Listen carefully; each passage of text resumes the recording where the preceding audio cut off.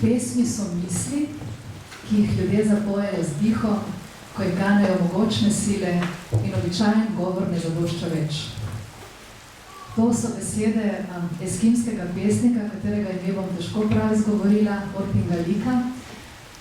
Besede, ki jih zelo radi citirajo veliki avtori 20. stoletja, ko razmišljajo o poeziji, ko pišejo avtopoetološke eseje. Meni pa se zdi, da niso primeren uvod v nocojšnji pogovor, ker na zelo koncizen in pesniški način pravzaprav povzema glavne teme, glavne poudarke, ki si bomo upam nocoj dotaknili.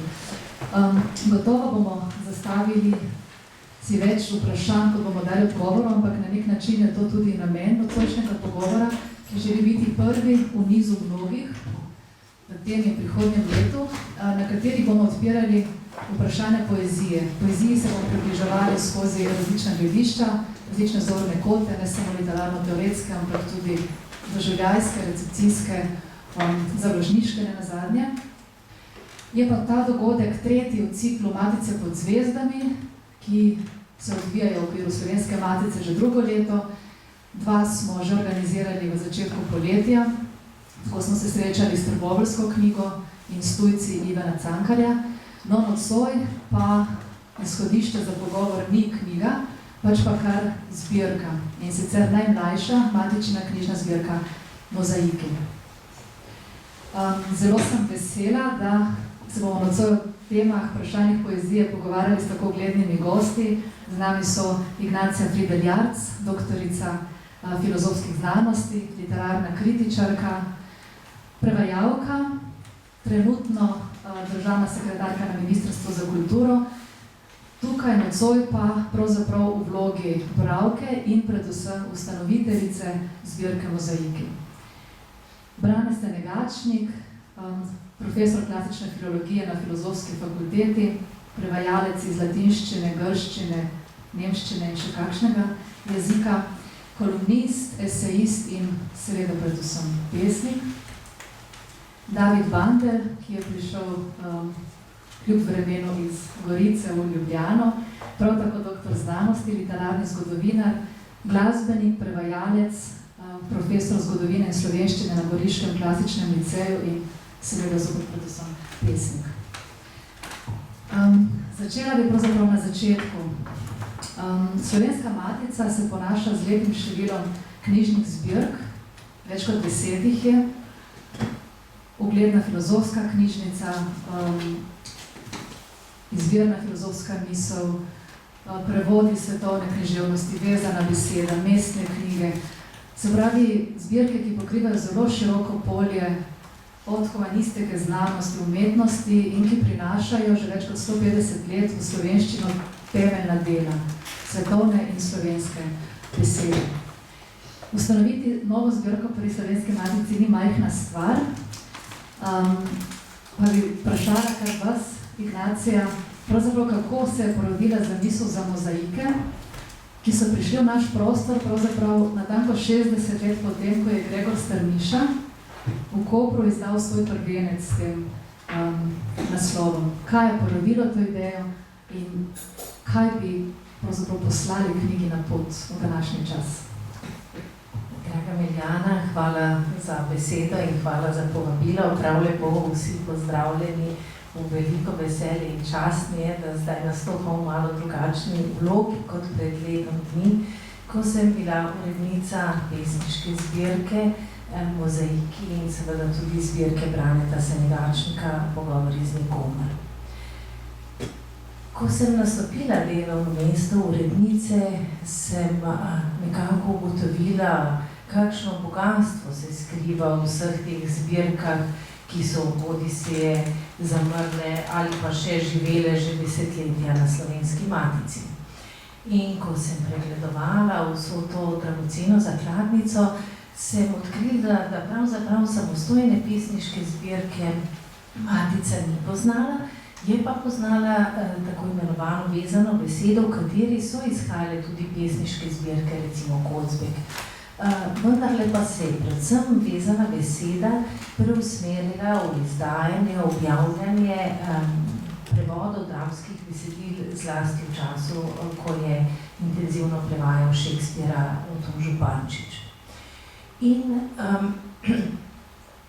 nekako sem ugotavljala ob branju, seveda tudi sodobne slovenske poezije, da je vse manj prostora za tisti tip poezije, ki mene nekako, pa ne samo mene, tudi mnoge druge bralce najbolj nagovarja. To je tako imenovana duhovna poezija, kot jo pogosto imenujemo. In zato sem si želela, da se ta zbirka ustanovi in da v tej smeri matičina zbirka tudi spregovarja o seveda moči sodobne slovenske pesniške besede. Potem pa je sledil naslednji korak, kako to zbirko poimenovati, in vprašala sem kar nekaj pesniških mojstrov, bilo je kar nekaj tudi predlogov, potem pa mi je neki meni zelo ljub pesnik predlagal, naj bodo mozaiki. In nekako sem oklevala, pa je vendarle vedno več razlogov bilo za to, da pesniška zbirka dobi to ime. Tako spomin, reminiscenca na Gregorja Strnišo, na 60 letij njegove poezije, ki nas enako močno nagovarja tudi danes. Hkrati je tudi pri Mladinski knjigi obstajala v 70 letih zbirka Mozaiki, tako da smo potipali še na Mladinsko knjigo, kako je s tem, in so nam dovolili, češ da imajo nobenega avtorskih pravic do poimenovanja zbirke in da je ta zbirka zamrla. No in pa predvsem pa samo ime Mozaiki, ki govori o neki, bi rekla, o poeziji kot temelju sveta. Vemo, da mozaiki na nek način v tej prvinski klasični podobi so bili talni mozaiki, ki jih še danes občudujemo, da je njihov začetek v tistih davnih prostorih Grčije, tudi kasneje Rima. In to je pravzaprav nekako zibelka tako evropske poezije, kot tudi literature nasploh. In še nekaj je nagovarjalo me, da poimenujemo zbirko na ta način. To je pravzaprav, kaj nam beseda mozaik sporoča. Da je vsak drobec pomemben, da ustvari neko celovito podobo in brez enega samega kamenčka te podobe ne bi bilo. In enako je za vsako pesniško zbirko, ki na nek način upesnjuje to totaliteto, celoto sveta skozi en kamenček, nek biser, neko, bi rekla, pesniško poetiko. Hvala za preštrpno predstavitev in to, ta vizija mozaikov je tudi upodobljena na naslovnici zbirke, ki ste pomagali snovati, ker se pač ta oblak, rečem, sinji oblak razkraja, mozaična razkrajena belino, gre v tišino, se pravi iz besede na tišino, ki je pomembna sintagma tudi pri prvi zbirki, prvi knjigi, prvem zvezku te zbirke. To so pogovori z nikomer, Braneta Senegačnega, ki so inaugurirali zbirko in ki so bili tudi en od 5, mislim, da knjig, ki je bila nominirana za Cankarjevo nagrado v letošnjem letu, dober obet za knjigo. Pa bi vas vprašala, zakaj Brane Senegačnik, zakaj pogovori z nikomer in pravzaprav kakšno tonaliteto daje ta knjiga vsem bodočim, ki še pridejo? Ja, potem, ko je bilo izbrano ime, seveda ni bilo vprašanje pravzaprav, s katerim avtorjem začeti to zbirko. Nenazadnje vse te reminiscence na antično, klasično korenine slehnega pesnenja se lahko najbolj živo doživijo v tako pesniški besedi, kot v samem strokovnem delovanju Braneta Senegačnika, izjemnega klasičnega filologa, tudi prevajalca. Hkrati pa, kot ste dejali, podoba odseva samo sporočilo pesniške zbirke, to je izgubljanje domeja niča, torej tistega, nagovarjanja tistega, ki ga ni, skozi drobce celotne zakladnice evropske poezije in pogovore tako z znamenitimi pesniki tradicije kot skladatelji. Tako da se mi je zdelo, da je to bila izbira sama po sebi.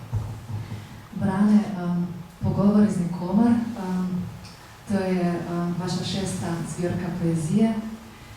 Mi se sicer tukaj vikamo, smo ugotovili, da je to bolj primerno za uradne dogodke, čeprav se z marsikom tudi tikamo v privatnem življenju. Ampak, če ostanemo v formalnem tonu, v osamosvojitvenem letu 1991, to je pred 30 leti, je šel Srčni grb, prvenec, in na to so sledile še Na temnem pragu upa, Ptica iz temnih zvezd, iz črnih zvezd, opravičujem, Arje antike in Tišine. Poeziji se posvečate kot esejist, kot prevajalec, kot kolumnist, pa vendar bi tudi tukaj začela pri začetkih, ki se mi zdi pravzaprav, da vsebujejo klico vsega prihodnjega dogajanja. Vprašala bi pravzaprav, kako je spregovoril jezik poezije, ko morda še ni bilo tega pojmovnega aparata, s katerim danes tako spretno, tako subtilno pravzaprav besedujete izvore poezije. Ko ni bilo še tega literarno-teoretskega izrazja, kaj je povzročil jezik pesništva? Mogoče katera pesem, kateri pesnik, kateri trenutek je bil odločilen, da se je zgodila ta vseživljenjska pravzaprav zavezanost poeziji. Pa to bilo pa še veliko dlje nazaj, seveda. Ker sem že bil kdaj približno v tej smeri vprašan, sem te spomine še kar uredil. Vem, da je bil to 6. razred osnovne šole. In da je bila to pesem Reka Josipa Murna Aleksandrova, ki je bila objavljena v berilu z rumenimi platnicami. To je zdaj taka asociacija, ki jo imam. Tam je bila pač ta pesem, potem so bile pa še, mogoče je bilo še kaj objavljeno v tistem berilu, no pa v naslednjih letih seveda pesmi, ki so bile nekako blizu tej poetiki, jasno tudi druge Murno je pa potem pač samo moderne in Prešeren in potem jasno Gradnik. Zdaj, kaj se je takrat zgodilo, bi pa težko rekel. Jaz ne bi mogel reči, da okolje, v katerem sem živel, ni bilo naklonjeno umetnosti, ali pa ni bilo senzibilno, bilo je zlasti za glasbo, pa kar je mogoče še bolj važno za neke stvari v življenju, za vrednost stvari v življenju, je bilo to okolje senzibilno. To se zdi, da je mogoče še bolj zaznamuje človeka, tudi glede, ko piše, kot pa, ne vem, samo to, če se giblje v svetu umetnin ali pa umetniških dogodkov. Ampak vsekakor pa ni bilo nobene vzgoje za to, bi rekel, da bi me zdaj nekdo vodil, spodbujal, tega pa seveda ne. Še manj je bilo pa recimo pač spoznavanje književnosti v šoli tisto, ki bi kakorkoli pritegnilo k temu. Pa nočemo obnavljati zdaj stereotipne elementacije na tem, kako pač pouk književnosti v šolah ni dovolj. Ne samo zato, ker nočem sebi v skledo pljuvati, v zadnjih, da jaz predavam književnost, ampak zaradi tega, ker so pač to stvari, ki so koncipirane tako, da se ne morajo, pa se težko, ključno, kako se mojajo. Ampak ja, bilo je to, bila je ta pesem in kaj se je zgodilo, ne vem, na nek način me je odnesla. Jaz sem hodil v osnovno šolo Bičeve, ki je bila na robu Barja ljubljanskega. Zdaj seveda je tam čudo in pol zgradb že okoli, ki delijo to šolo od Barja, ampak takrat je bilo tam zadaj Barje. Jaz sem imel občutek, da sem imel nenehnem branju, te pesmi nisem enkrat prebral, sem bral in bral. Mislim, ne vem, če sploh lahko rečem, da je to branje, no, to je pač nekakšno blodenje po besedilu, ki me je pač odneslo tja nekam, ne vem kam. V glavnem nek občutek izrazite odmaknjenosti pač povzroča, je povzročila takšna poezija. Moram reči, da načeloma me fascinira, me prevzema takšna poezija, ki mi daje, še danes, ki mi daje predvsem ta občutek.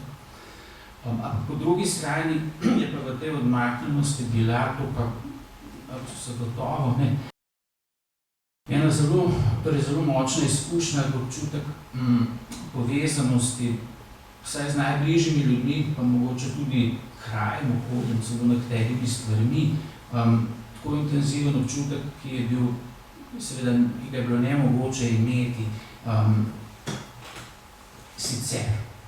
Jaz ne trdim, da je poezija to ustvarila v mojem življenju. Mislim, da se je pojavil v nek način, nek jezik, možnost jezika, ki je to občutek, kateremu sem očitno bil nagnjen tudi že sicer, pa sem pač tako artikulirala, da je postalo to nekako, brez velikega pretiravanja bi lahko rekel način življenja.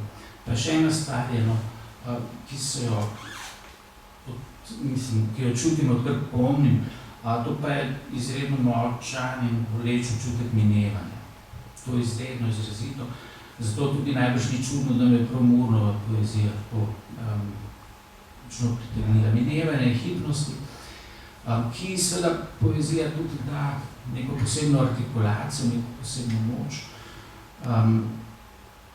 ki pa pravzaprav ni nekako negativistična, ampak nastane prav neko posebno občutje življenja, ki je en težko opisljiv ali pa neopisljiv spoj silovite minljivosti vsega, pa kako bi rekel tudi nekakšne skrivnostnosti, ki jo vse, kar je, prav zaradi tega in samo zaradi tega lahko ljubim. To vprašanje sem pravzaprav želela zastaviti ne toliko zaradi nekega nostalgičnega oziranja nazaj, ampak ker vem, da kot esejist v svojih razmišljanjih nenehno poudarjate pomen globoko osebnega doživetja za pesnjenje.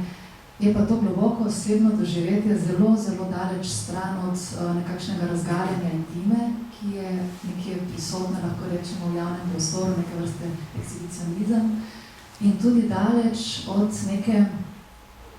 nekega imperativa vsakdanjosti, hipnega odzivanja, spontanega odzivanja na pojave okrog nas, ki je pa zelo zaželena tudi v umetnosti. Govorite pravzaprav o stiku s celotno resničnostjo, razvijate ta pojem, ki ga uporablja tudi psihoanalitik jungovski Erich Neumann v svojih delih, da gre pravzaprav pri tem globoko osebnem doživetju za nekaj, kar je na nek način podobno otroškemu doživljanju celote sveta, pa je vendar v umetnosti reflektirano, kot človek, ki je že vstopil v vse mogoče vloge, na paleti življenja, socialne, družbene, zgodovinske in tako naprej, hipoma iz njih izstopi. In bi vas mogoče kot esejista, kot pesnika vprašala, kaj je s tem občutjem danes?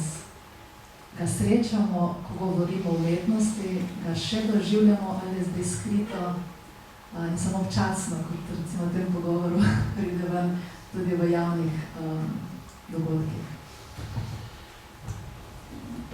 Približno na to temo sem napisal 3 knjige, ki so površih 800 strani dolge in sem čisto nezadovoljen s tem, kar je v njih, kot da imam srečo, da se ali pa nesrečo, da se dogovarjam za 4. V tem je izredno težko nekaj povedati, prav zaradi tega, ker gre za občutenje, ampak ne v smislu čustva, ampak občutenje kot nekaj čisto posebne, radikalne kategorije, ki je pravzaprav razmerje človeka s svetom. Zakaj se pa to tako spremenilo in da se je spremenilo, mislim, da je pač umetnost sama, še posebej pa poezija, izredno nazoren dokument, to nisem da samo slovenski fenomen, je zelo mnogoplasten fenomen, da se razumemo, ki pač ima veliko pač, bi rekel, imanentno umetniških razlogov, ampak bistveni pa po mojem niso umetniški, ampak v bistvu antropološki in so povezani z nekakšnim bistvenim obratom v samodojemanju človeka, tako bom rekel, v skrajni obliki moderne dobe, pa novega veka. Ne vem, zdaj je to moderna, postmoderna, to so vse kategorije, ki so pač v zraku, ki se nekateri z njimi strinjajo, drugi ne. Ampak dejstvo je, da je zavest, ampak ne spet, da samo filozofska zavest, tisto, kar sem prej rekel, občutek dojemanja realnosti, tako bistveno spremenjen, da je to po moj razlog za to. Zdaj, če samo ena mehna ilustracija, ki je mogoče nazorna lahko zato, ker govori o zelo drugih časih, v katerem imamo mogoče lahko neko daljno perspektivo. En kolega iz Prage, profesor, mi je rekel, da pa če en študent v njih dela disertacijo iz, recimo, estetike narave v antiki, in ugotavlja, da torej pač tako gre ta teza, da v bistvu narave kot recimo samostojne teme, kot izvora lepega v antiki v bistvu ni. Zdaj, ta profesor je hodil hribeno, zelo rad naravo, ne se da s tem ne strinja. Ampak jaz pa mislim pravzaprav, da je ta teza točna, ampak je povezana z čisto drugačno zavestjo, občutjem življenja, ki je bilo v antiki. Torej, politeistična grška kultura je imela v sebi, posebej, ker se religije tiče, vse sorte korenin, tudi animističnih, in pravzaprav v vsakem drevesu bila lahko nimfa, vsaki reki in tako naprej. Skratka, tako intenzivno je bila prepojena narava, tukaj spiramo v obliki narave, z občutji ali pa pojmi božanskega, da enostavno se ni mogla, bi rekel, izluščiti, izločiti iz tega kot nek samostojen objekt, kot samostojna entiteta. Tudi Pindar popisuje izbruh Etne, to je najbolj slikovitih prizorov iz antične poezije, ampak tam pač seveda je tifon, ki spodaj leži, veliki titan in bruha, lavo ven, in seveda je to vse, lahko beremo tudi čisto kot pravzaprav brez tega vedenja, ne da bi verjeli v tifona, ki je tam spodaj, in še vedno učinkuje ta poezija, ampak dejstvo je, da je še v tem pogled skozi mrežo božanstva v naravi. Danes, če že, je pa narava kvečemu tiste, ki mogoče lahko odpre horizont, blago razpre horizont v transcendenco, če seveda ni samo neka to ekološka agenda ali kaj podobne. Skratka, mislim seveda, da je zaradi preprosto pozornosti in perspektive, kakršna prevladuje v sodobni miselnosti nasploh, francoski zgodovinar, pravzaprav klasični filolog Paul Veyne je po moje to odlično poimenoval, on sicer o tem govori afirmativno, meni se pač zdi čisto drugačen, da je pravzaprav največji dosežek moderne dobe sociološka zavest. To, da je zavest v bistvu sociologizirana. In približno najboljši odgovor, ki se ga lahko domislim, je bil to.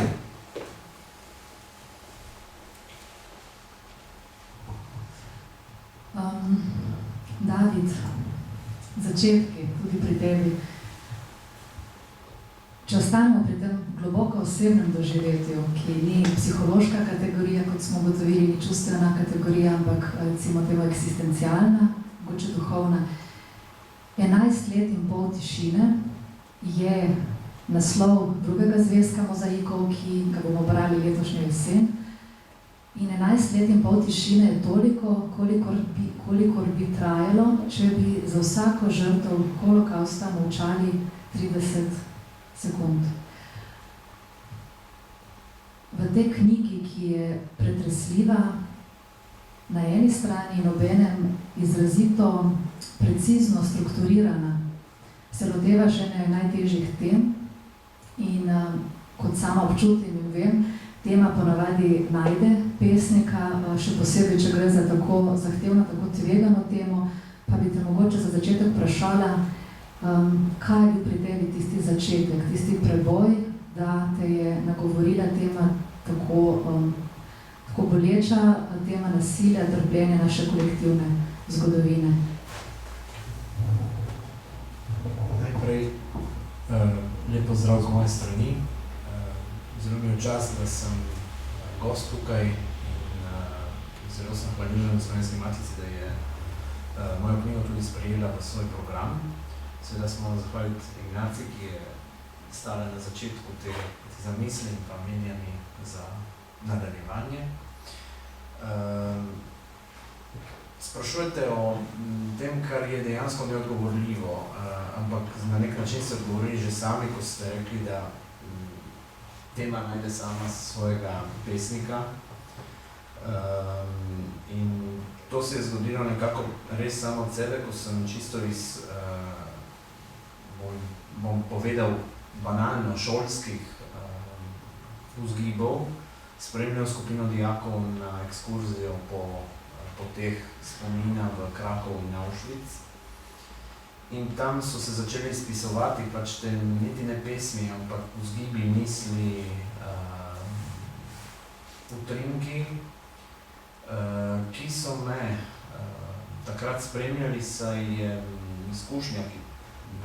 izkušnja obiska recimo teh krajev spomina bila pretresljiva po eni strani, ampak pretresljiva ne toliko za to, kar se je tam dogajalo, kar vsi dobro vemo, ampak zato, ker je bila ta ekskurzija strukturirana tako za dijake in spremljevalce kot ena pot, ki jo je pač posamezen dijak prehajal od recimo 2 meseca pred ekskurzijo, ko je pač spoznaval zgodovinske vzgibe in to predvsem na podroben način, kar v rednem pouku se pač ne da ponavadi. In je omogočilo to, da so se dijaki sami lahko srečevali z vprašanji, ki se pojavijo mlademu 18-19-letnemu človeku v tem času in seveda njegovemu mentorju tudi. Ob tem je iz prvega obiska nastalo nekaj utrinkov, ki so se potem izpisovali še leto kasneje, ko sem ponovno obiskal v okviru istega projekta, iste kraje. In reflektiral pravzaprav o tem, kaj poezija lahko pove v tem smislu, ki je nekako zgodovinsko, doživljajsko in bivanjsko. Sam sem se potem soočil tudi z eno zanimivo reminiscenco v svoji prvi zbirki, ki je šla davnega leta 2000, in sem skoraj že sam pozabil na njo, sem bil naprošen, da napišem kratek uvod. In v tem uvodu sem se dotaknil vprašanja, ali je možno po Auschwitzu spet pisati poezijo. In kot da bi nekako pač stvarstvo vedelo, da prej ali slej odgovor na to je treba poiskati v sebi, se je izpisala ta zbirka 11 let in pol tišine. Pomen naslova ste že sami obrazložili, ampak vzgibi so bili tile, kako se je potem ta stvar seveda pletla v meni samem in v času, ki je prešel od prvega obiska do dejansko zaključne redakcije celotne knjige, se je to dogajalo recimo na en precej nihajoč način. Tudi knjigo razumem kot zelo heterogeno v tem smislu. Nima niti enega samega govorca, ima različne mozaične govorce, če se navežem tudi na samo zasnovo zbirke. In je vse skozi niha med spominom, resničnostjo, zgodovino, fikcijo in refleksijo. S tem, da pademo potem tja, kjer je največji haker vsega tega. In sicer, ali je možno sobivanje zgodovine poezije. Pri tem mi vedno prihaja na misel pač stavek, da zgodovino pišejo zmagovalci in nekdo je potem pripomnil, da poezijo pa poraženci. medtem ko v tem smislu sem skušal po svojih najboljših močeh in vem, da ni uspešno, ker je a priorno obsojeno na neuspeh, tako sizifovsko delo, da bi zgodovino in poezijo spletli v eno enoto. Vendar pa mislim, da je vsaka taka človeška zbrojenost, kakor so bila seveda koncentracijska taborišča in seveda po njih celotna paleta nasilja, ki jo je zgodovina pokazala v letih, mislim, v stoletjih pravzaprav, dejansko poraz za človeštvo samo. In če izhajamo iz dejstva, da poezija, kakor je prej Brane omenil, dejansko pristni pokazatelj predvsem humanih prvin posameznega človeka, ki niso samo eksistencialne, oziroma ki so predvsem eksistencialne, niti ne umetniške. Pravzaprav, če se navežem na to, kar je Brane povedal, se mi zdi, da poezija skuša zapolniti tisto črno luknjo, ki jo vsakdo nosi v sebi, če povem zelo čisto banalno primero. No, da je vsako tako nasilje na globalni ravni seveda potrebovalo določen čas, da je prišlo do ozaveščanja in do sprejemanja posameznega nasilja, ker ni bil problem nasilja kot takega, ampak problem je bil njegovega sprejemanja, njegove normalnosti v svetu. In to je tisti velik poraz za človeštvo, ki terja recimo eno pesniško obravnavo. Ko sva se pogovarjala, pisovala tudi o različnih vidikih te knjige, zelo zanimivo dopisovanje, ki bo, upam, šlo kot intervju v kratkem, sva se dotaknila tudi pasti govora, pesnjenja o tako velikih, kompleksnih, občutljivih temah. Omenil si seveda moraliziranje, izstop iz arene življenja v vlogo opazovalca, se pravi obsojanje, moraliziranje, patetika. Omenil si pa tudi nekaj, kar mi je dalo misliti, kar se mi zdi zelo na mestu. Omenil si pretirano distanco, kot pravzaprav past, v katero lahko pade pesnik, ko govori o tem. Poznamo primere iz literarne zgodovine, ko so umetniki prav zato, da ne bi oskrunili mogoče, da ne bi povedali preveč, na napačen način, spostavili tako imenovano pretirano distanco do svojega dela. Moj občutek, ko sem brala to knjigo, je, da si zelo natančno izmeril to distanco do teme. Na eni strani si zavedaš časa, v katerem pišeš, poslužuješ se zelo različnih postopkov, od medbesedilnih referenc na literarno zgodovino, na tekste, na umetnost, na popkulturo. Na drugi strani opuščaš interpunkcijo, si v obliki bolj svoboden. Skratka, cel kup enih, nekaj bolj modernih, postmodernističnih prijemov. Na drugi strani pa je tam zadaj nekje vedno občutek roke, ki piše ta tekst. Zavest, prisotnost avtorja, ki vendarle ne želi te pretirane distance. In to je za bralca, ko sem se jaz kot bralka, kot urednica lotila te knjige, drži pravzaprav pozornost od prve do zadnje strani, kljub, kar si omenil, heterogenosti materijala, teh mnogih perspektiv. Mogoče to, kako je pravzaprav, kako zaveščeni so ti postopki so prihajali spontano, ogromno bilo prebranega. Če se iz tega navdiha preselimo malo na raven obrtniškega dela, iskanja forme, kako se je to sestavljalo. Ja, kot ste omenili, se mi zdi, da je ta drugi del pač od tega, ko je bil material pač zbran. Sicer letos sem načrtoval še tretje potovanje, oziroma šola je načrtoval še tretje potovanje, ampak žal je odpadlo zaradi vseh pač zadev v zvezi s koronavirusom. Tako da ponavadi trojica je tista popolnost, ki omogoča eno vid, je malo bolj zaokrožen.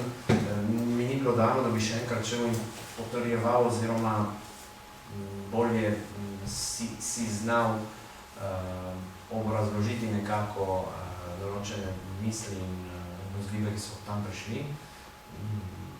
Mi ni bilo dano, ampak dobro, očitno je prav tako.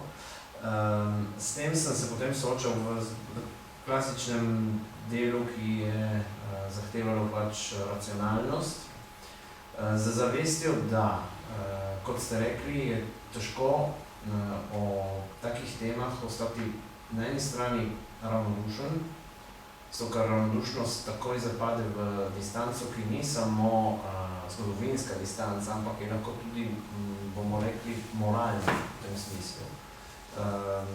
Z lahkoto potem zapademo v isti lonec, kamor so zapadli recimo nacisti, ko so opravičevali poboje s tem, da so ali izvajali samo ukaze, ali v najbolj eklatantnem primeru Adolfa Eichmanna, da je 1000 oziroma 100.000 mrtvih, oziroma 100 mrtvih tragedija, 100.000 mrtvih pa je statistika. In do tega nisem hotel, da pride, da bi pretirana distanca učinkovala umetelno. Po drugi strani pa nevarnost patetike in nevarnost moraliziranja pa je bila tudi zelo blizu. Zato sem izbral en širši pogled, ki je vključeval seveda različne perspektive za šolo, za holokaust, za porajnost. Različni narodi so to imenovali na različen način. Je bilo bistveno ne samo, da so obstajali eni krivci, ki jih svetovna zavest enači z nacisti. In nisem rekel Nemci, nisem rekel nacisti. Po drugi strani pa vemo, da za to, da je bil ta stroj tako učinkovit, kar je blazno, da se mi pogovarjamo s temi izrazi, je seveda morala obstajati ena celotna ozaveščenost tistih, ki so gradili krematorijske peči, tiste, ki so lase žrtev morali pretvoriti dejansko v uporabne stvari, tisti, ki so peljali vlake, tisti, ki so videli, molčali, tudi tisti, ki so preletavali zavezniška letala, ki so preletavala Auschwitz in jasno je bilo videti, ampak nihče ni nič naredil. Tako da iz različnih perspektiv sem se skušal približati tej zadevi, ne nazadnje iz perspektive tudi preživelih, ki so nam dali nedoločene dokumente in ki zdaj umirajo. Se pravi, zadnja generacija preživelih bo v naslednjih letih pač odšla z tega sveta in od takrat ne bo več spomina iz prve roke, kar je seveda velika nevarnost. Po drugi strani je tudi veliko vzgib so bili pri tem moji dijaki, ki so vedno odšli z tega potovanja globoko spremenjeni v sebi. In očitno sem si kot svojega pedagoškega čuta tudi zadal možnost, da na svoj način omogočam, da ta spomin gre naprej. Ne vem, seveda, ne morem predvidevati, ali bo to uspešno ali ne, ali bo učinkovito, če ohranimo pač ta izraz. Vendar predvsem me je gnala misel, da čez nekaj let spomin ne bo več iz prve roke. Mi, ki smo poslušali pričevanja, smo potem zdaj jih dolžni pač na nek način pripeljati do tega, da ohranijo ne samo verodostojnost, ampak tudi čustveno upletenost, s katero so bila podana. Ja, hvala, Dan, za to razmišljanje.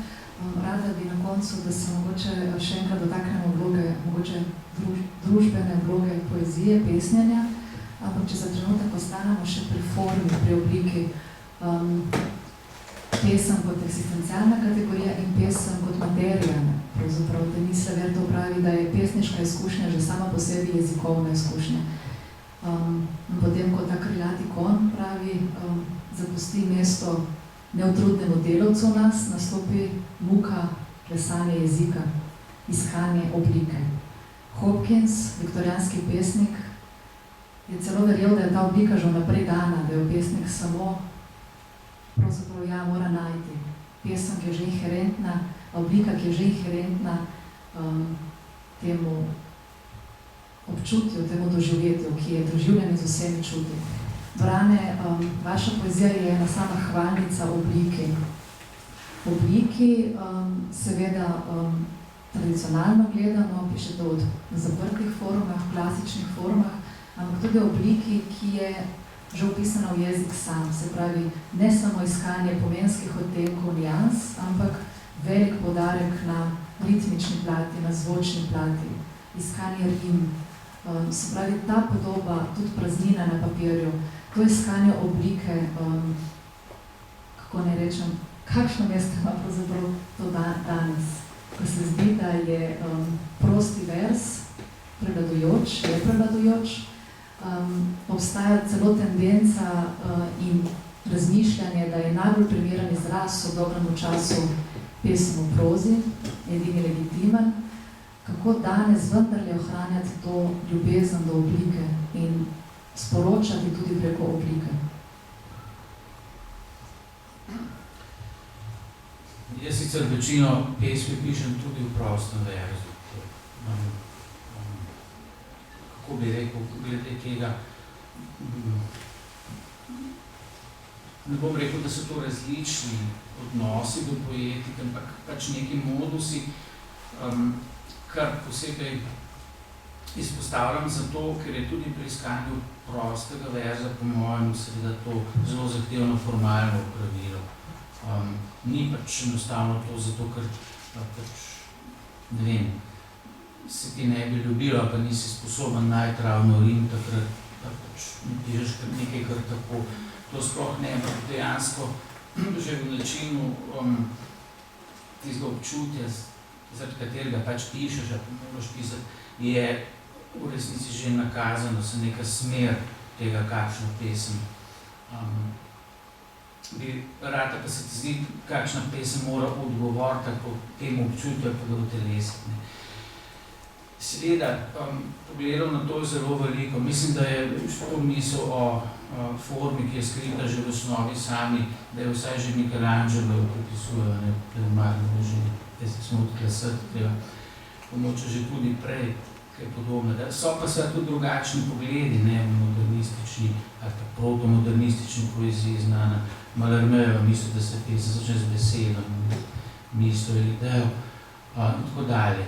Zdaj, ali dejansko povsem prevladuje prosti vers ali ne, to je odvisno od kulture. Saj sem že kdaj govorili o tem, kako je na primer ruska poezija še danes popolnoma drugačna v tem smislu, ker je izredno prevladuje v bistvu formalna poezija, da tako rečem, torej zunanje formalne, z rimom, ritmom in tako dalje. Pa verjetno še kje. Poleg tega je mnogo avtorjev, jaz se bom držal dogovor, bom rekel vine, ste omenili Denise Vertovne, ki na primer piše o tem, pa kaj zem, ameriški pesmi Dana Joya, tudi na 13 pravil poezije, pač konec vrstice, pomen konca vrstice ali verza, nekaj podobnega, pa kaj zem, Gambelov, knjiga v bistvu poezije, v bistvu proze. To so vse pač neka variacije na to temo. Ja, kaj je sploh tisti cilj, ki ne bi ga dosegel s poezijo, kje je, kako bom rekel, merilo, ki ti pove, zdaj pa je pesem končana, to se da veliko vprašanje. Pogosto je tako, da vsaj pri meni, no, da se skozi čas to tudi zelo spreminja. Zlasti, ker se spreminja pač človek celot in celokupna njegova izkušnja življenja se potem včasih skoraj z nevero vrača ali pa srečuje s svojimi pesmimi izpred časa. Ampak tudi v procesu samega pisanja je to veliko vprašanje. Jaz celo mislim, no, da je s poezijo tako, da včasih se tudi tisto občutje, pa tisti primarni impuls, mislim, da je Neumann nekje pri Mozartu, na neki korespondenci našel to misel, da je simfonija že napisana v trenutku, ko se ga pač nekaj prešine, samo potem rabi čas, da razgrne to. Ampak dobro, seveda zdaj nočem biti nespodoben, pa zdaj gre Mozarta tukaj dajati za primerjavo, ampak princip psihološki je pravzaprav verjetno podoben. Ampak mislim pa, da skozi iskanje, skozi pisanje, skozi poglabljanje v to pravzaprav, kako bi rekel, skozi delo z besedami, se pravzaprav tudi to primarno občutje, jaz ne bi rekel spreminja, ampak v bistvu na nek način bogati, širi, v tem smislu modificira, da pravzaprav vsaj jaz zdaj skušam opisati, kako se pri meni dogaja, skozi to srečevanje pravzaprav tudi to občutje globlje lahko spoznavaš, dobiva druge dimenzije, druge barve, celo druge razsežnosti. Zdaj, kdaj pride tisti trenutek odločitve, ali pa tako, da je do konec je to vprašanje. Mislim, da je Krle že nekje zapisal, da besedilo ni končano, dokler je pesnik živ, ali pa avtor živ, da ga še vedno lahko tako ali pa drugače spremeni. To je zdaj potem seveda spet zapleteno literarno, teoretsko vprašanje, pa ne bi šel zdaj v to notrne forme, pa identiteta besedila, ampak čisto praktično pa je tako. Jaz, če sem še bolj praktičen, pravzaprav lahko rečem, da skoraj vse pesmi v resnici moje nastanejo med hojem. Ampak ne empatetično, skratka, med pogovorom s kom, to ne bi nič nastavljeno. Skozi to, ko hodim sam. Pač pa potem pišem pesmi vedno na računalniku in bi imel velike težave, če bi skušal pisati na roko. Ker sem res zelo, zelo skoncentriran, si točno vadil, da moram pisati na ekran.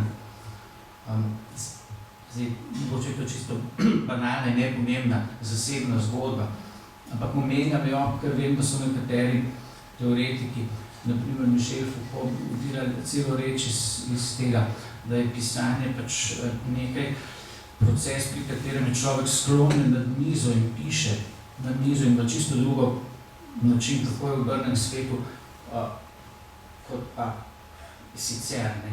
Če govori. Ampak danes to ni res, ker je ekran večinoma pač vertikalen in gledaš vse v tej poti. Ne bi pretiraval s tem, ampak mislim, da je takšna osebna izkušnja. Ja, Denis Levertov tudi pravi, da je izraz svobodna forma napačen, ker implicira neko razpuščenost, odsotnost pravil. V resnici pa tudi, David, ti uporabljaš zelo odprto formo, za katero pa se čuti, da je zadaj čisto vsaka stvar premišljena, vsaka beseda na pravem mestu, da so te praznine odmerjene. Tudi, ko sem se pogovarjala o tem, je za vsem skupaj zelo tehten in dolg premislek. Tako da želiš mogoče še kaj o tem povedati, če ne? Pravi, izdovoljno zanimivo razmišljanje, seveda bi terjalo še en tak večer, ne samo o tem. Se bo zgodil? Lepo. Skratka, če štartam od konca, jaz sem pa podobno kot Brane, vse stvari pišem na računalnik razen poezije, morda zaradi tega, ker je vzniknila prav v istem času, 6. 7. razred, želja dejansko po enem samo izpraševanju in samo odgovarjanju, ki se je potem porodilo v poezijo in v tistem času v računalniku pač še ni bilo in sem iz te pisave, iz tega pisanja naredil nekako en sakralni moment, ki nima nič sakralnega v sebi, ampak za moje bitje je to sakralni moment, ker je lahko izpoved na eni strani, ki noče biti samo izpoved, če je seveda solipsizem.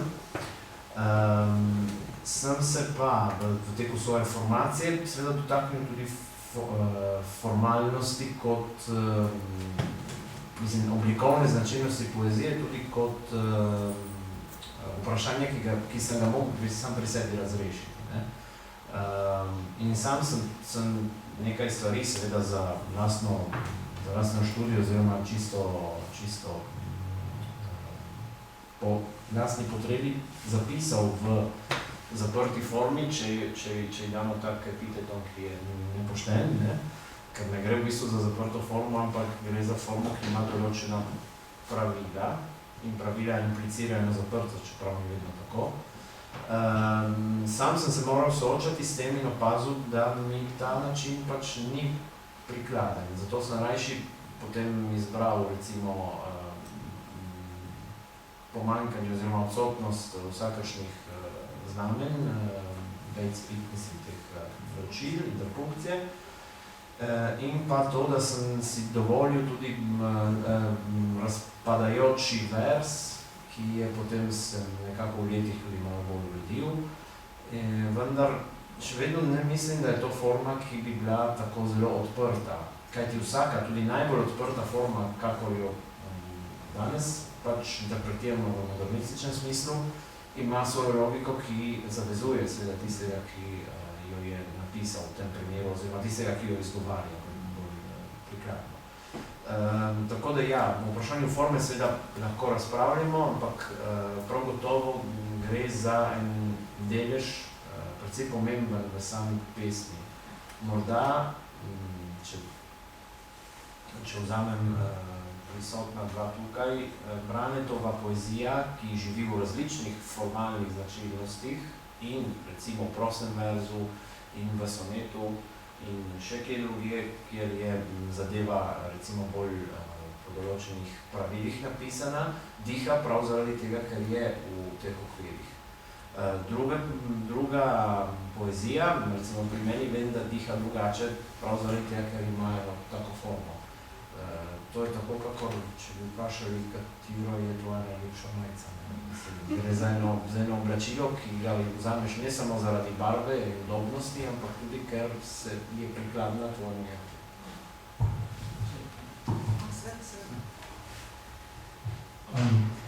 No, med drugim bi seveda lahko svojo izkušnjo najni dodala tudi Miljana Cunta, ki je ravno tako pesnice.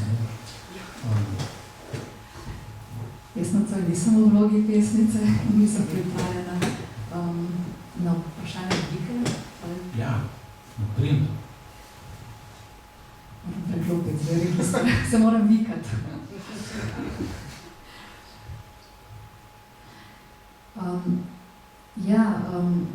Meni je ogromno dalo pri svojem ustvarjanju prav prebiranje pravzaprav teh avtopoetoloških esejev, Denis Levertov, Hopkins je tudi pisal o tem, pa starejših tekstov in nenazadnje branje tvojih izjemnih knjig.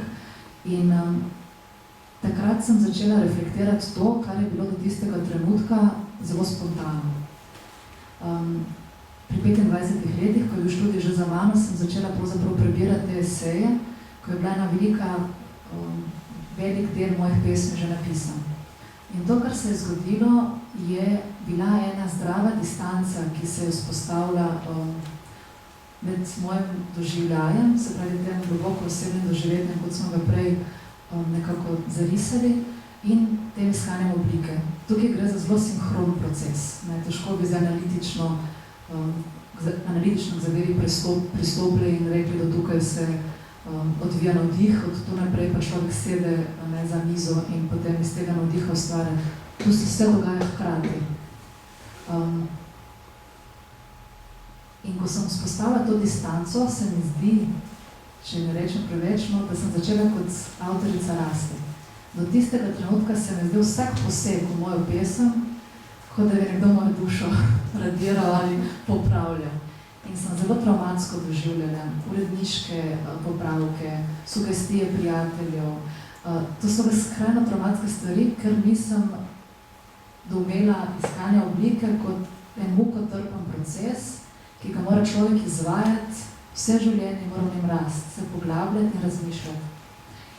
In ta distanca, nenazadnje, ne samo napotki, recimo taki, ki jih avtorji dajo med vrsticami, ampak tudi osebno doživetje avtorjev, ki so šli skozi podobno zgodbo v iskanju te sebi primerne oblike, ki je najbolj prikladna tvojemu doživetju, sem ugotovila, da je to pot, na katero sem takrat pravzaprav šele stopila.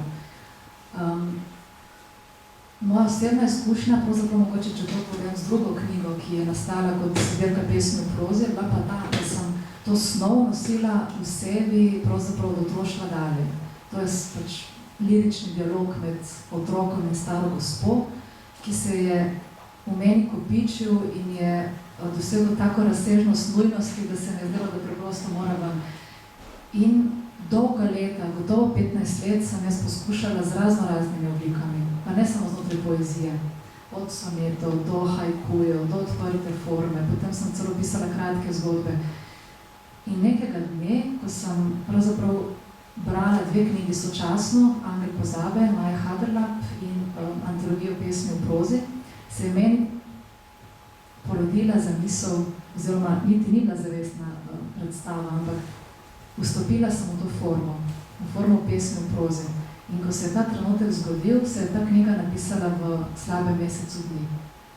In to odkritje forme, kot pravi Denis Levertov, je dejansko radostni občutek, ker doživetje brez jezika izpuhti. Forma je tista, ki naredi pesem. Zato se mi zdi ta refleksija o formi, zato tudi včasih težko berem tudi pesmi v prostem verzu, kjer vidim, da ni bilo premisleka zadnje. Ki so dejansko čutiš sporočilo in veš, da bi nek premislek zadeve postavil tako, da bi bralec lahko po principu dekonstrukcije, rekonstrukcije prišel do tistega izvornega. Zato se mi zdi pomembno o tem govoriti in ne razumeti tega svobodnega, prostega verza kot nekaj povsem naključnega. Še to, ker se res se zelo navezuje na to, kar smo vsi trije pravzaprav govorili. Enkrat sem hotel v tem problemu tako povedati v duhu ene maksime, ki v bistvu malo scholastično, pa po moje zelo držine. Da je forma konkluzijo, kaj aperita recludi. Se pravi, je zaključek, je spoj stvari, ki v bistvu odpira. To je zaradi tega, ker ko so privedeni elementi jezikovni, naprimer tiste situacije, ki rečemo konkluzijo, zdaj so se pa nekako zaprli, se je forma staknila, se v bistvu v doživljaju nekaj odpre, oziroma doživljaj, ki je hotel se roditi, skozi besede takrat dejansko se. Ampak to velja za vsako formo, ne samo za sonetno, po mojem predvsem najbolj prosti. Zdaj pa, ko smo o poeziji govorili kot zelo kompleksne zadeve, kot o eksistencialni kategoriji, kot o jezikovni kategoriji, z vsemi temi finesami, oblikovnimi odločitvami. Ignacija, vi ste avtorica več kot 300 recenzij, kritiških zapisov. Mogoče bi vprašala, kako pravzaprav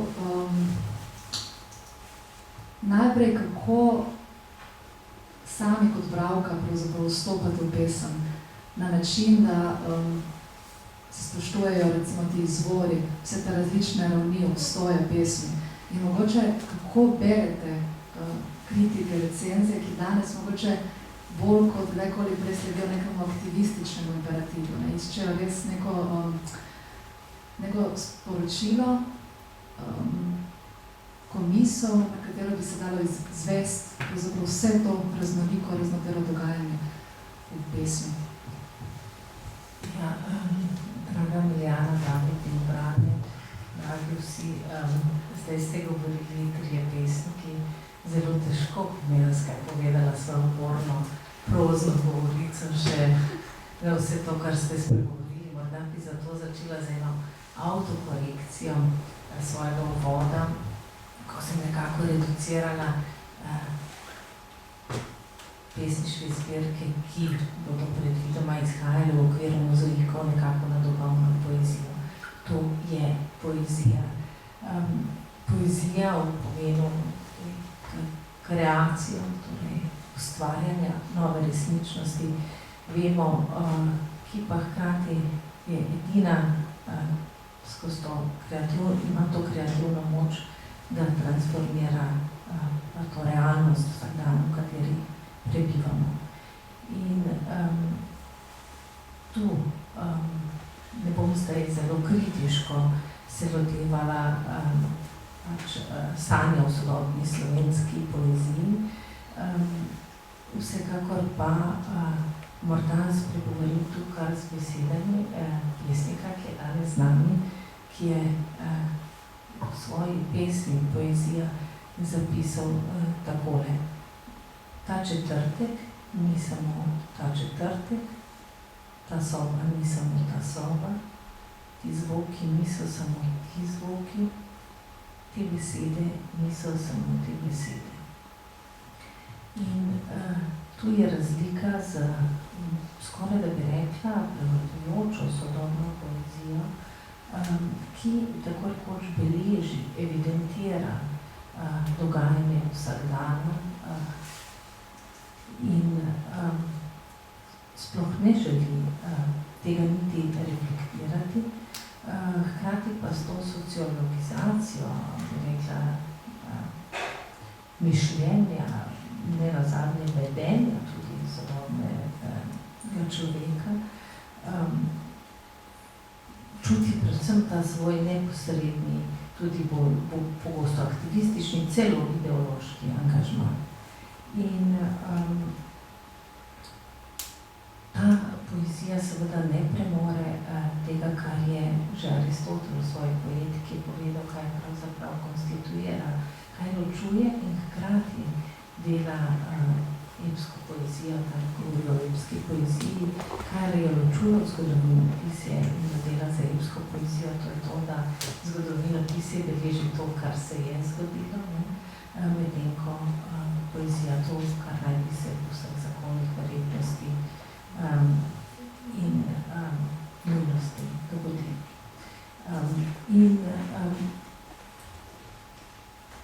Tu je dejansko, bi rekla, problem sodobnega pesniškega ustvarjanja, da je ta aktivistična pesniška gesta tako močna, tako izrazito obvlada vso to, tudi, bi rekla, medijsko, tudi kritiško literarno sceno, da je tip poezije, za katero pravzaprav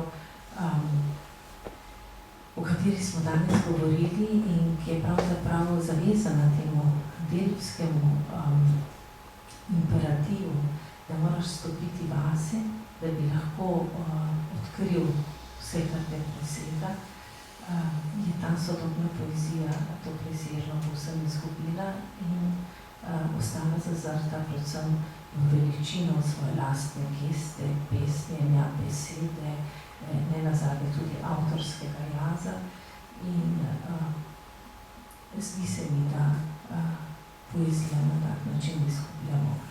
Pomislila in spomnila sem se samo na reakcijo v Brandtovi knjigi Pogovori z nikomer, ki smo jo doživeli na enem od spletnih portalov, da je to zaradi pač tudi forme, ki jo preigrava, poezija 19.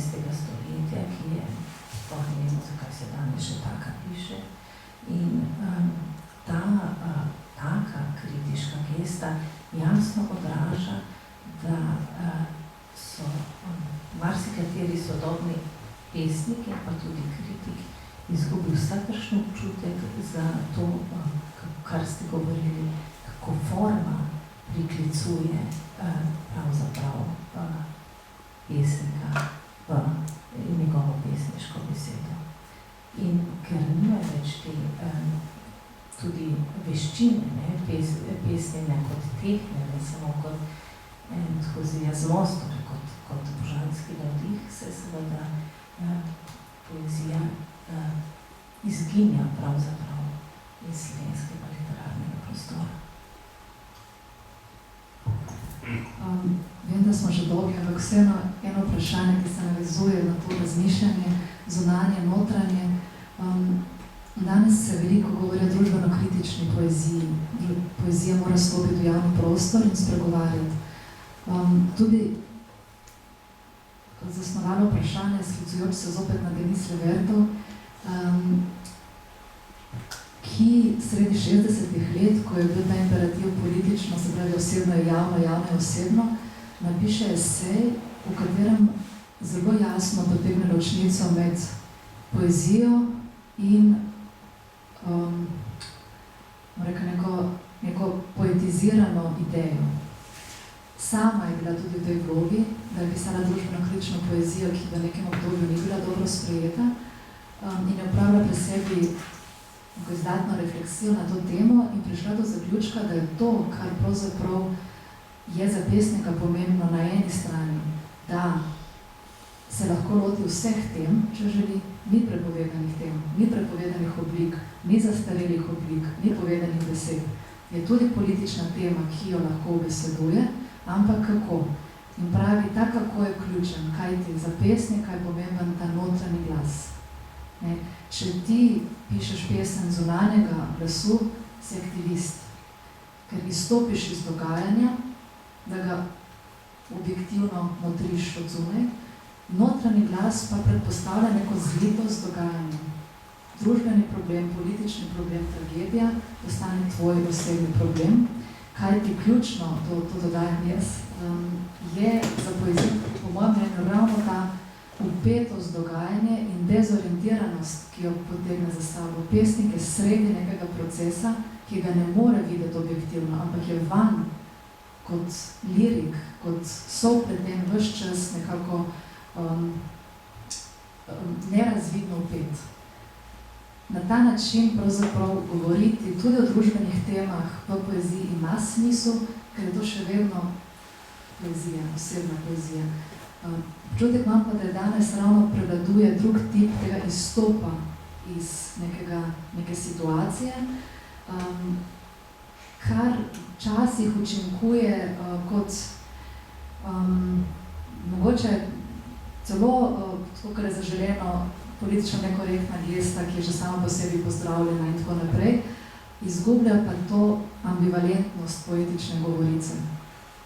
Tako da mogoče samo še to moje zadnje vprašanje, misel na to, kako kot pesniki vendarle biti v skupnosti, se odzivati na čas, ne pa izgubiti pravzaprav poezije, kako smo jo zdaj razgrnili in nakazali. Zahtevno vprašanje, ampak za danes pomembno.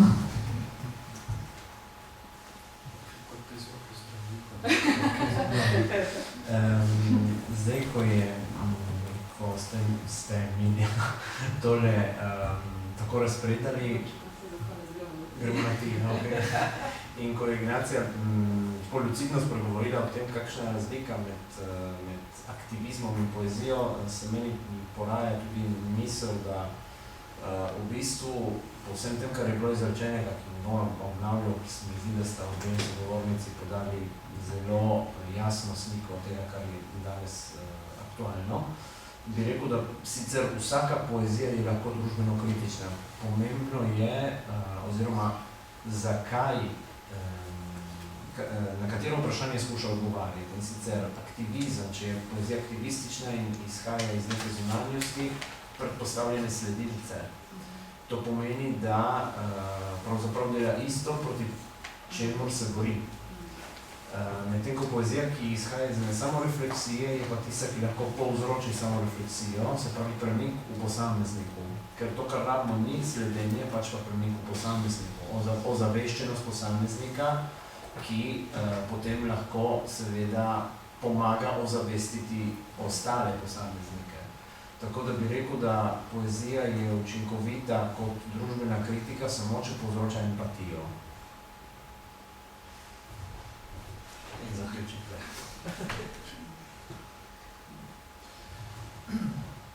Jaz se spomnim, ko sem bil pred 10 leti v Rogaški Slatini v srečanju Pranga.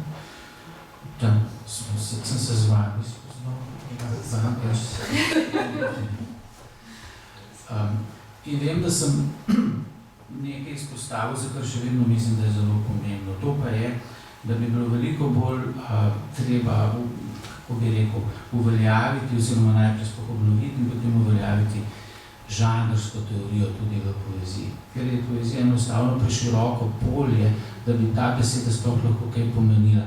Če še jaz malo k Aristotelovi poetiki sežem, Aristotel pravi, Homer in Empedokles, torej pač ta neke vrste naravoslovec, piše to oba v heksametrih, ampak nimate ničesar drugega skupnega, razen heksametra. Če je heksametrska poezija, je pač poezija, kdo je zdaj boljši od nje. Jasno je, da je to tako različna stvar, da je ne gre slediti z istim vatrom. Po drugi strani, družbena kritičnost v tem običajnem pomenu besede, ja, pravzaprav pa jaz sem včasih pisal epigrame, tudi tako bolj za šalo. Mislim seveda, da ima svoje mesto, pravzaprav vedno bolj ima, ampak problem je v tem, da je tisto, kar je specifična moč poezije, lahko družbeno učinkovito po mojem samo, če je res, ampak zares provokativno, če je v nekem smislu zoper tisto, kar je dominantno, kar je uveljavljeno in splošno sprejeto. Seveda značilno za naš čas pa je, da je seveda ravno provokacija nekako institucionalizirana forma oziroma tisto, kar je pravzaprav že pravilo. In je seveda to na nek način impotentno, celo smešno, vsaj zame, ker je pač ravno ni tisto, kar naj bi bilo. Kakšna bi bila pa zdaj lahko družbeno kritično učinkovita poezija danes, pa je seveda drugo vprašanje. Mislim pa seveda, da poezija, vsaj tista, ki meni nekaj pomeni, ki mi največ pomeni, ki me nekako fascinira in nosi, ne vem, kako bi rekel, to pa je nekaj drugega. Je poezija kot izkušnja človeške osebnosti ali individualnosti. In naslednji velik problem, bi rekel, tega horizonta, v katerem se dogaja naš čas, je tudi tukaj vera v jezik ali pa v potem literarne sisteme kot nekaj splošnega. Dejansko je pa tako, da je pravzaprav v vsakem trenutku, ko govorimo, na individualen način uporabljamo jezik. Lahko so te individualne razlike seveda zelo majhne, večinoma so, ampak dejstvo je, da jezik vedno uporabljamo individualno, zato se edino lahko jezik zares spreminja. Da ne bo še tako kontroliran, ne bo še tako, ne bojo dozirane razne vsebine, ampak v samem bistvu tega, da dokler ljudje govorimo, je pač to individualni akt in je kot tak znak človeške individualnosti in pač zato bi rekel, sam po sebi tudi na nek način manifestacija in obramba dignitete človeškega individuuma, človeške osebnosti. Poezija, kot vsaj včasih se je tako reklo, praznik intelekta, da ne vem kaj, da je funkcija poezije, to, da nima nobene funkcije, kot je marksist Adorno v srečnih starih časih govoril. Skratka, kot nekaj, kar je bistveno zavezano ustvarjalnosti, neulovljivosti, kreativnosti. To pa je, mislim, najgloblja funkcija poezije, ki je v bistvu zelo naravna. Jaz mislim, da je zelo naraven vzgib v ljudeh, da pač začnejo pesniti bolj ali manj uspešno, ker bi radi pač nekaj drugače povedali, tako kot oni čutijo lahko na najbolj neboglenem nivoju ali pa na višjem nivoju, nekaj, kar ni že ukalupljeno v neko formo. In prav v tem smislu mislim, da so seveda tako ideje o recimo jezikovnem inženirstvu, ki so zelo močni, so moče lahko deloma tudi koristne, ampak v bistvu strašljive. Tako kot je na svoj način strašljiva tudi ta ideja o popolni funkcionaliziranosti in sociologiziranosti pravzaprav jezika, ker enostavno ne ustreza neki najbolj primarni in bistveni izkušnji. To bo res zadnje vprašanje, ampak moram izkoristiti Brane tvojo stočnico in postaviti Davidu, že zato, ker je zelo daleč prišel, od najbolj daleč prišel, še eno vprašanje za konec. Jezik kot nosilec identitete v tej hiši, ker skrbimo za jezik ne samo znotraj meja Slovenije, ampak tudi povsod, kjer se govori. Rada citiram tvojo misel, mislim, da tvoja misel, ker si kritičen do sintagme zamejski Slovenec, ki se tudi meni zdi skrajno neprimerna, kar praviš, da zamejski Slovenec, a boš sam povedal, živi za mejo in ker je vsak človek živi za mejo, je vsak človek zamejski Slovenec. Barbara. Ko sem se pogovarjala, si mi povedal, da je tvoj slovenščina, tvoj odnos do jezika nekaj izborjenega, da je to tvoja identiteta. Kako mogoče sam gledaš na odnos, to je svet mogoče družbeno vprašanje, odnos matice recimo do tega zamejskega slovenstva, ampak predvsem me zanima tvoj odnos do jezika kot nosilca identitete tam, ker ni mogoče nekih drugih takih znamenj. Ja, pravzaprav, ko sam razmišljam o svoji identiteti človeka, ki je ki ni slovenski državljan, recimo, ki živi v okolju, kjer je slovenščina pravzaprav, bom rekel, niti ne drugi jezik, ampak eden izmed drugih jezikov, kjer živimo zgodovinsko na področju, ki je nekoč bilo tudi slovensko in se počasi pridobiva svojo slovensko identiteto in zdaj vprašanje, kaj pomeni tisti slovensko in kaj pomeni tisti identiteto. Sam pri sebi vem, da je moja identiteta prav slovenski jezik, ker je tisti jezik, ki me je od malega pravzaprav formiral, v katerem razmišljam, v katerem štejem, sanjam in ljubim. Istočasno je tudi tista materija, v kateri se prepoznam kot razmišljujoči jaz. Ne morem staviti na neko narodno identiteto, ker je pojem naroda v tem stoletju zelo širok.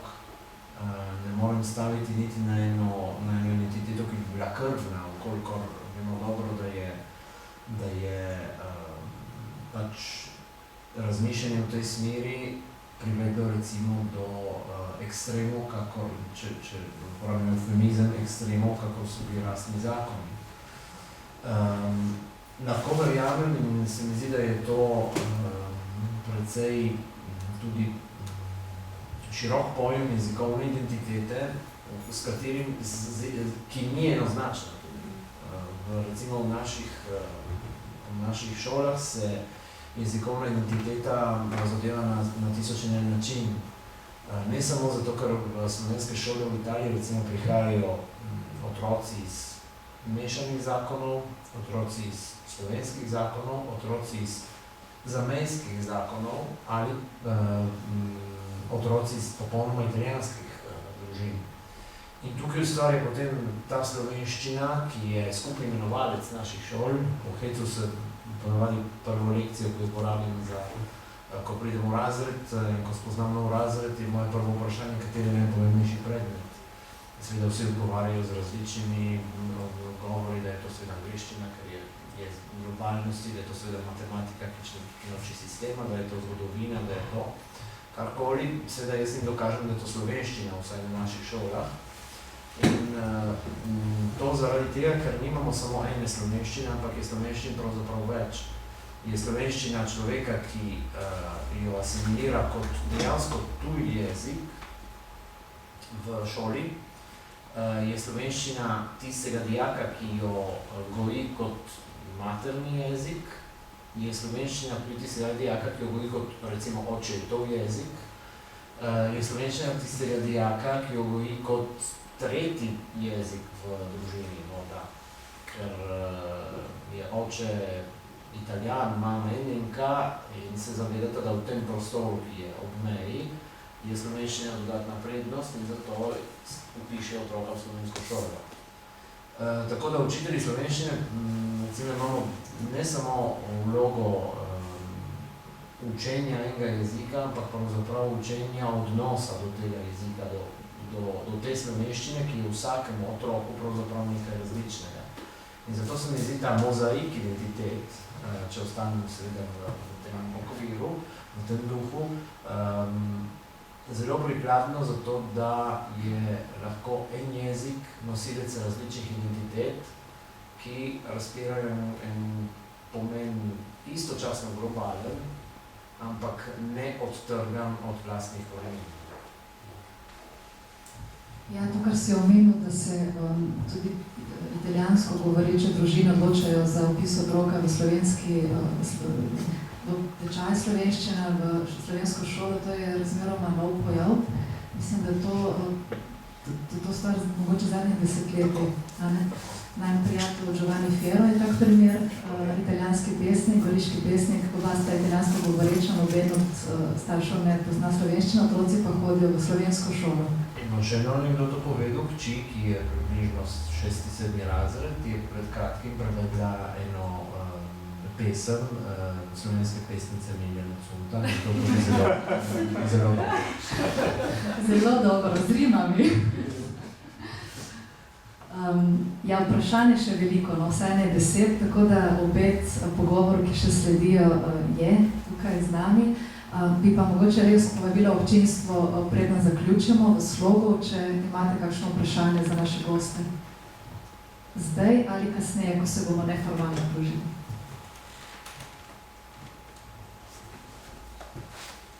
Izvolite. Je bilo toliko pogovora o formi, ne? Predvsej forma, kaj je vers, kakšna rima, kaj ne rima, kakšne razmaki in tako naprej, je to nocoj pregledovalo. Zdaj pa me zanima, lahko gospod Sedmegačni še kakšno svojo pesem prebere, da vidimo, v kakšno formo je spravo in kakšne razmeri med formo in vsebino. Ste me prehiteli. To je bil finale.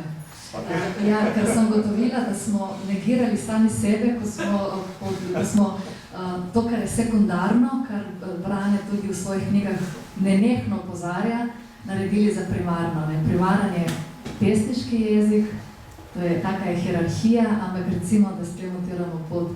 Tako da zaključili pa bomo, če ni drugih vprašanj, res z Branjem. Tako da Brane in David, prosim.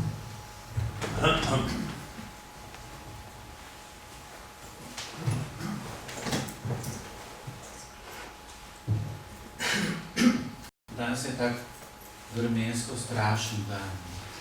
Dan, ko je umira poletje. Zato, da pa ne bi čisto umrlo. Bom rajši prebral eno tipično poletno pesem iz te zbirke.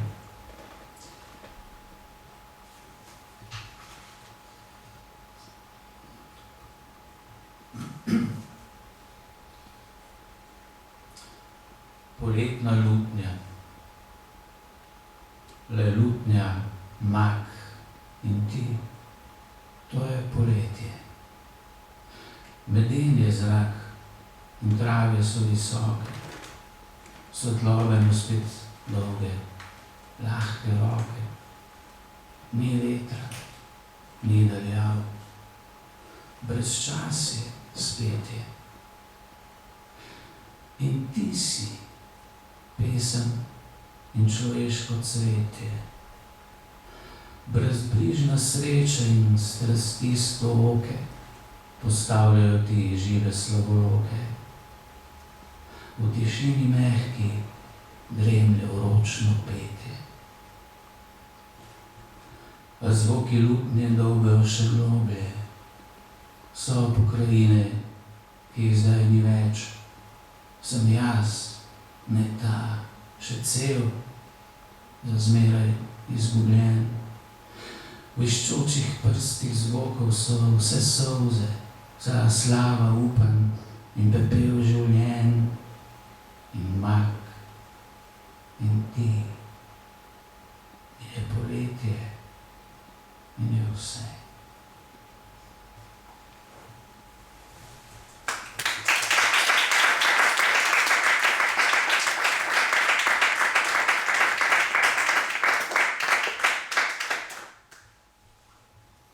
Ko sem izbiral, kaj bi lahko prebral današnjim večerom, sem imel kar težko izbiral, ker iztrgati katerokoli pesem iz konteksta celote se mi zdelo, kot da jo dejansko odvzamem pomen, ki ga ima.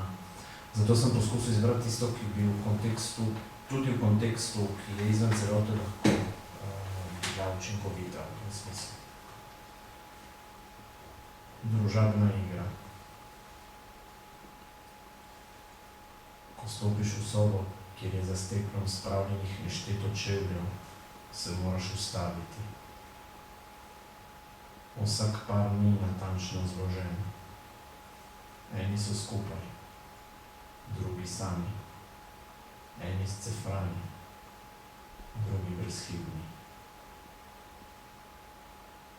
Ko si tako ustavljen in gledaš vso to goro čevljev, ne moreš drugega, kot da pomisliš, da je vse to ostanek nog, zavesti. V trenutku, ko to pomisliš, tisti čevlji za steklom oživijo. Skozenj se začnejo počasi naseljevati vate. Nekateri v dušo, drugi v obisti, tretji v želodec. iščeš imena in obraze, a so samo čevlji. Fragmentacija osebnosti kot perverzna sestavljenka. Obraze dobiš v sobi s fotografijami, imena v sobi s kovčki in sestavljaš vsako življenje, vse življenje, ki ti še preostaja. Hotel si dediščino, imaš spomin.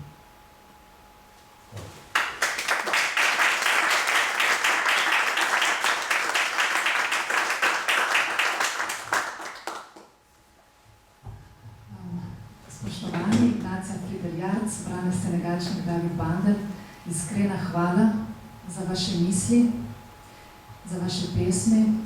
Hvala vsem, da ste prišli in seveda vabljeni tudi na ostale dogodke Slovenske Matice. Hvala.